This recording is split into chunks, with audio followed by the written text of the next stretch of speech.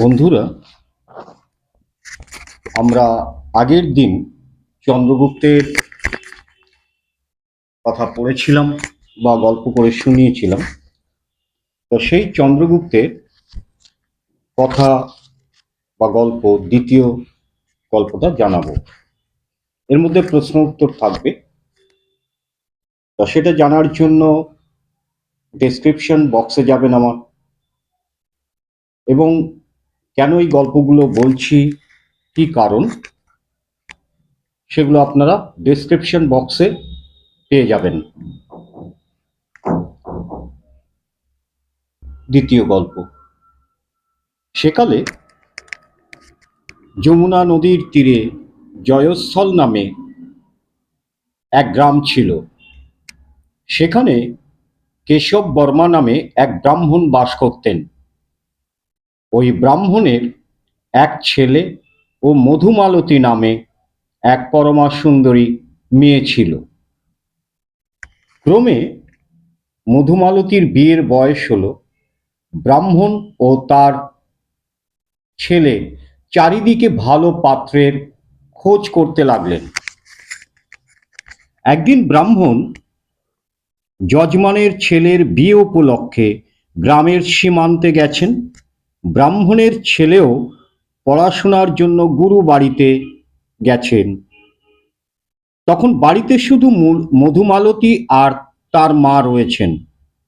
এমন সময় ত্রিবিক্রম নামে এক ব্রাহ্মণের ছেলে কেশবের বাড়িতে এলো।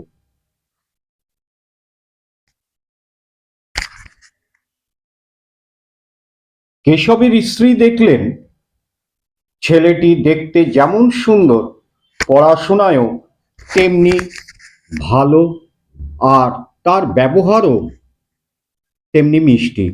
তার উপর ছেলেটির সাথে কথা বলে ব্রাহ্মণের স্ত্রী বুঝলেন ওদের বংশ ভালো। তখন তিনি মনে মনে চিন্তা করলেন, যদি এর সাথে মধুমালতীর বিয়ে হয় তাহলে খুব ভালো হয়। তখন তাকে বললেন, বৎস, যদি তোমার ইচ্ছা হয় তাহলে তোমার সাথে আমার মেয়ের বিয়ে দেব। মধুমালতীর সুন্দর রূপে মুগ্ধ হয়ে ত্রিবিক্রম এই প্রস্তাবে রাজি হলেন। কেশব এবং তার ছেলের আসার অপেক্ষায় রইল তারা সকলে বাড়ির। কিছুদিন পর ব্রাহ্মণ ও তার ছেলে মধুমালতীর বিয়ের জন্য দুটি পাত্র সঙ্গে করে নিয়ে ফিরলেন। তাদের নাম বামন আর আরেকজনের নাম মধুসূদন। মোট তিনটি পাত্র হলো। তিনটি পাত্রই রূপে গুণে বিদ্যায় বুদ্ধিতে অবস্থায় ও বংশ মর্যাদায় সমান, কারুর মধ্যে কোনো পার্থক্য নেই। তখন কেশব মহা সমস্যায় পড়ে গেলেন। তিনি চিন্তা করতে লাগলেন, এক মেয়ের তিন পাত্র হাজির, এখন উপায় কি? এমন সময় ব্রাহ্মণী এসে বললেন, ওগো, তুমি কি চিন্তা করছো? এদিকে সাপের কামড়ে মধুমালতীর যে প্রাণ যায়। তখন কেশব, তার ছেলে আর পাত্ররা 5-6 জন বিষ বৈদ্য নিয়ে এলো। অনেক চিকিৎসা করালেন, কিন্তু কিছুতেই কিছু হলো না। শেষে বিষ বৈদ্যরা বললেন, ওই মেয়েকে আর বাঁচানো গেল না, এখন যা কর্তব্য তাই করুন, আমরা চললাম। এই বলে বিষ বৈদ্যরা চলে গেলেন। অল্পক্ষণের মধ্যে মধুমালতী মারা গেল। সকলে শোকে অভিভূত হয়ে পড়লেন।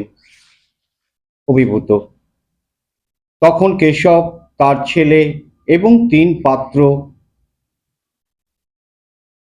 তার মৃতদেহ শ্মশানে নিয়ে গিয়ে পুড়িয়ে ফেললেন। কেশব ও তার ছেলে বাড়ি ফিরে এসে শোকে কাতর হয়ে কাঁদতে লাগলেন।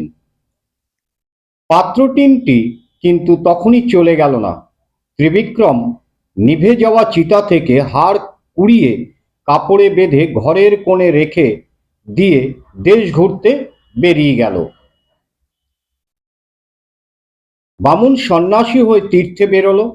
মধুসূদন ওই শ্মশানের এক কোণে পাতার কুঁড়ে ঘর বানিয়ে চিতা থেকে ছাইগুলো জড়ো করে যত্ন করে কুঁড়ে ঘরে এনে যোগাভ্যাস করতে লাগলেন।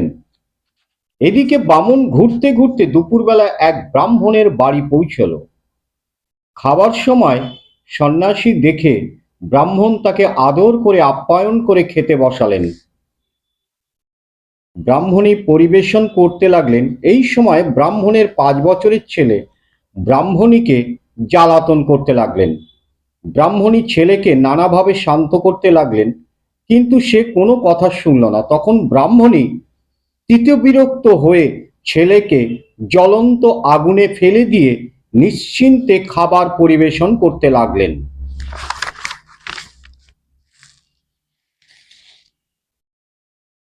ব্রাহ্মণীর এই নিষ্ঠুর ব্যবহার দেখে সন্ন্যাসী নারায়ণ নারায়ণ বলে তখনই খাবার পাত্র থেকে হাত তুলে নিল। তাই দেখে ব্রাহ্মণ বললেন, কি হলো, খাওয়া বন্ধ করলেন কেন? সন্ন্যাসী বললেন, যেখানে এই রকম রাক্ষসীর মতো মা আছে সেখানে খাই কি করে বলুন?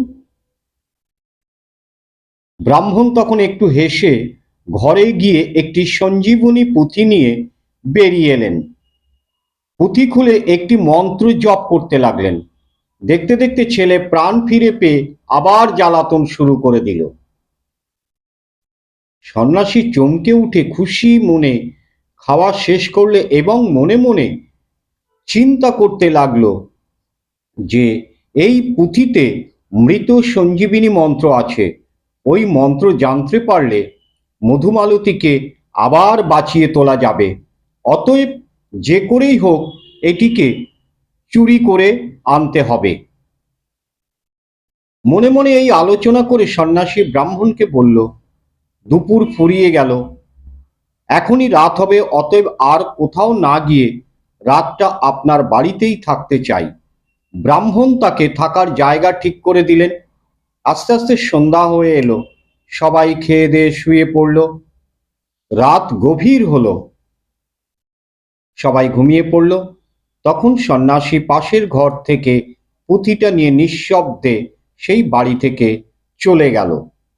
কিছুদিন পর বামন জয়স্থল নগরের সেই শ্মশানে উপস্থিত হয়ে দেখল মধুসূদন পাতার কুটিরে বসে যোগাভ্যাস করছে। এমন সময় ত্রিবিক্রমও সেখানে উপস্থিত হলো। 3 পাত্র এক জায়গায় হলে বামন বলল, আমি মৃত্যু সঞ্জীবিনী মন্ত্র পেয়েছি, তোমরা হাড় ও ছাই একসাথে করো, আমি মধুমালতীকে বাঁচিয়ে তুলব। তারা ব্যস্ত হয়ে ছাই ও হাড় জড়ো করে দিল। তখন বামুন পুঁথি খুলে একটি মন্ত্র জপ করতে লাগলো। দেখতে দেখতে ছাই ও হাড়ের জায়গায় মধুমালতীর সুন্দর দেহ আবার জীবন্ত হয়ে উঠল। পাত্ররা মধুমালতীর রূপ দেখে আনন্দে অধীর হয়ে বলতে লাগলো, আমি এই মেয়েটিকে বিয়ে করব। এই বলে 3 পাত্র নিজেদের মধ্যে ঝগড়া করতে লাগলো। এই গল্প বলে বেতাল বিক্রমাদিত্যকে জিজ্ঞাসা করল, এই প্রশ্নগুলো বন্ধুরা তোমরা মনে রাখবে, প্রশ্নের সাথে সাথে আমি উত্তর বলে দেব এবং আমার উদ্দেশ্য কি সেটা তো জানিয়ে দিয়েছি। এবার প্রত্যেকটা গল্পের সাথে সাথে আমি ডেসক্রিপশনে আপনাদের বারবার মনে করিয়ে দেব। ডেসক্রিপশন বক্সটা অতি অবশ্যই আপনারা ফলো করবেন, একটু জানবার চেষ্টা করবেন আমি কি বলতে চাইছি বা কি লেখা আছে ডেসক্রিপশন বক্সে। তার সাথে সাথে আমার এই চ্যানেলটাকে আপনারা সাবস্ক্রাইব করুন, লাইক করুন এবং কমেন্ট করে জানান কেমন লাগছে। এই বলে গল্প শেষ করে বেতাল বিক্রমাদিত্যকে জিজ্ঞাসা করলো, মহারাজ বলুন তো, মধুমালতীর সঙ্গে এই 3 পাত্রের মধ্যে কার বিয়ে হওয়া উচিত?